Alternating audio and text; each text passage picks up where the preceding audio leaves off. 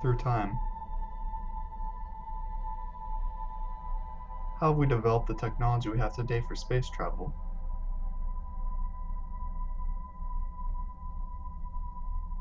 It's been a long journey, but through the years we have developed what was once only dreamt of.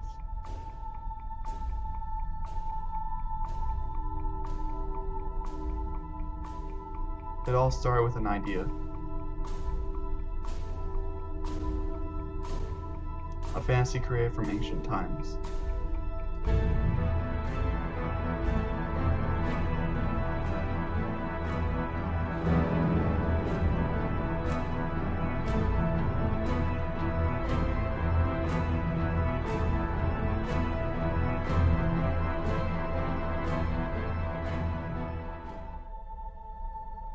Eudoxus and Copernicus had different views on the center of the universe. For example, in 400 BC, Eudoxus claimed that the Earth was the center of the universe. However, in 1512, Copernicus proved him wrong by coming up with the heliocentric model. When Aristotle saw the shadow on the moon, he saw that it was curved, and he was like, wow, the Earth is round. And then, of course, Galileo made many observations about the sun, the planets, and all that jazz. Konstantin Tsiolkovsky was the father of astronautics and rocketry. He was an inspiration. He was basically the reason the Soviet space program was so successful.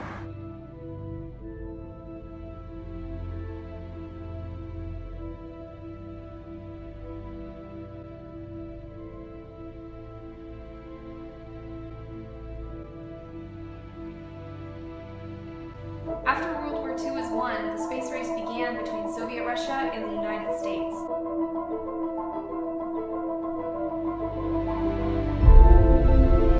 Both countries created missile programs. However, the Soviets took the lead with the launching of Sputnik 1 on October 4th, 1957. Sputnik 1 was the first artificial Earth satellite. The Soviet Union launched it into an elliptical low Earth orbit on the 4th of October 1957. It was a 58-centimeter diameter polished metal sphere with 4 external radio antennas to broadcast radio pulses.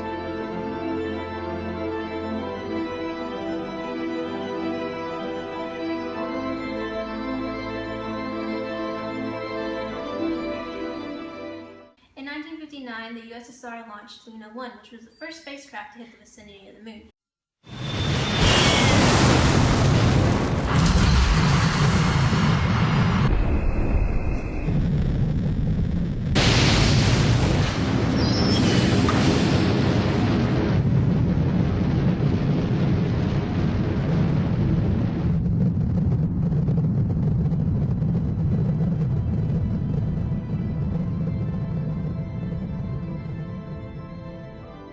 A few years later, President Kennedy said that we would land a man on the moon by the end of the decade.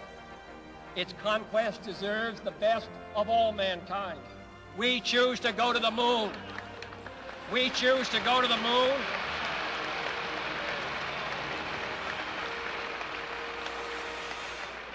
We choose to go to the moon in this decade and do the other things, not because they are easy, but because they are hard. Because that challenge is one that we're willing to accept, one we are unwilling to postpone, and one we intend to win. In 1961, Soviet cosmonaut Yuri Gagarin became the first human in space. A month later, Alan B. Shepard became the first American in space with a 15-minute suborbital flight. In 1962, John Glenn became the first American to orbit the Earth.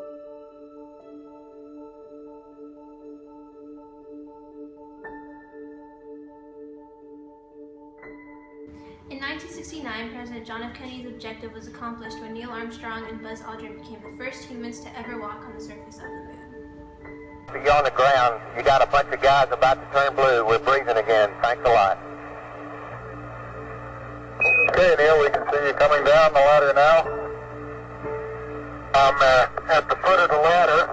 The 11-foot beds are only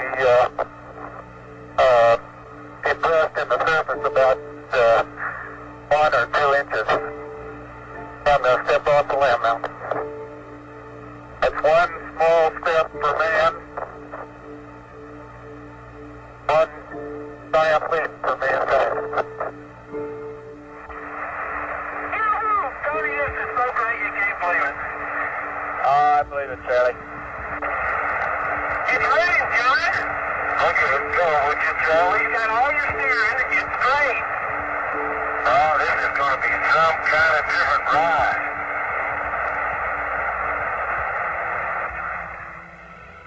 Hippity hoppity, hippity hopping over hill and dale. Da da da da da da da da da da da da. Hippity hopping along. When the psychedelic 70s rolled around, Russia took a big leap by launching Salyut 1, the world's first space station.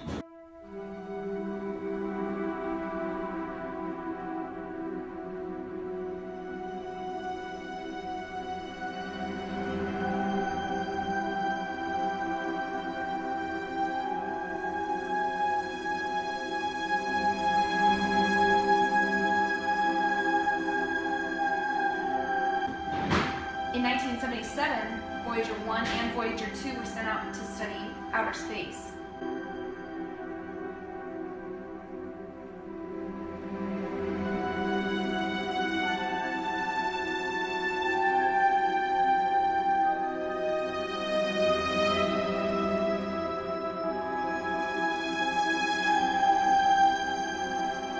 Thanks to them, we discovered there were rings around Jupiter. That was in 1979. By now, they're probably heading out to the Oort cloud. I guess you could say they're pretty far out. Space travel in the 1980s were righteous, dude. In 1981, the flight of Columbia began the gnarly era of the U.S. Space Shuttle.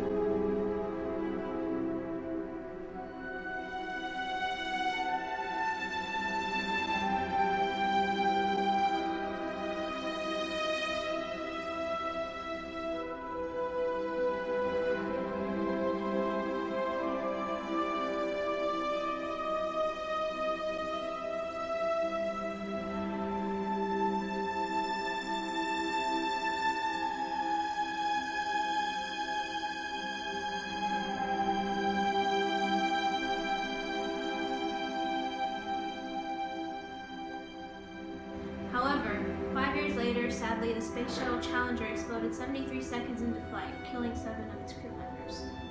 Miles.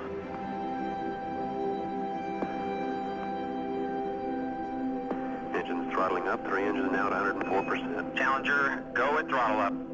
Challenger, go at throttle up.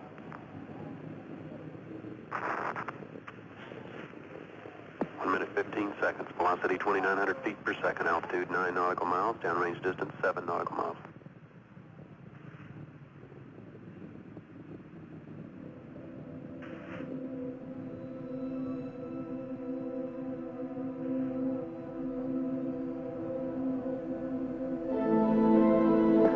Flight controllers here looking very carefully at the situation. Obviously a major malfunction.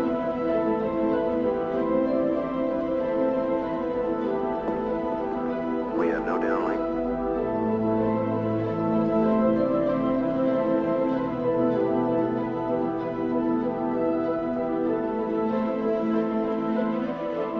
While the Challenger was a total buzzkill, we leapt back in the 90s when the Hubble Space Telescope was launched into orbit on the Space Shuttle Discovery.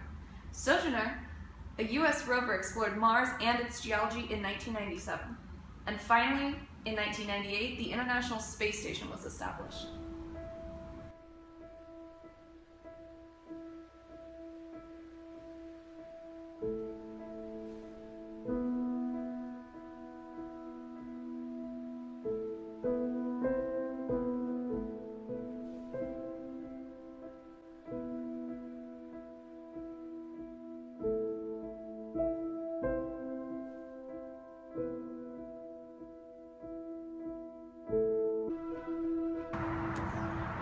In 2004, the U.S. Messenger was launched into space to study Mercury. Yeah, and in 2011, it began its year-long orbit around the planet. Cool.